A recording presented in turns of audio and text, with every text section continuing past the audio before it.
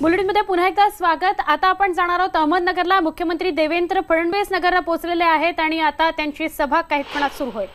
हा गोळ्या खाणार नाहीये, पण बंधू भगिनींनो, त्याच्याही पलीकडे जाऊन या काँग्रेस पार्टीचा जाहीरनामा या ठिकाणी म्हणतो, आमचं सरकार आलं, आम्ही 124 कलम काढून टाकू।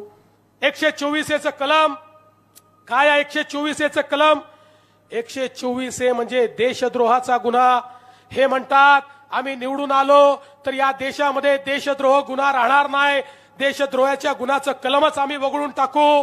बंधू भगिनींनो, या ठिकाणी जर एखाद्या व्यक्तीने म्हटलं भारतरत्न डॉक्टर बाबासाहेब आंबेडकरांनी तयार केलेलं संविधान मला मान्य नाही आहे, मी ते जाळून टाकील, तर आज 124च्या अंतर्गत त्याला 10 वर्षाकरता जेलमध्ये पाठवता येतं।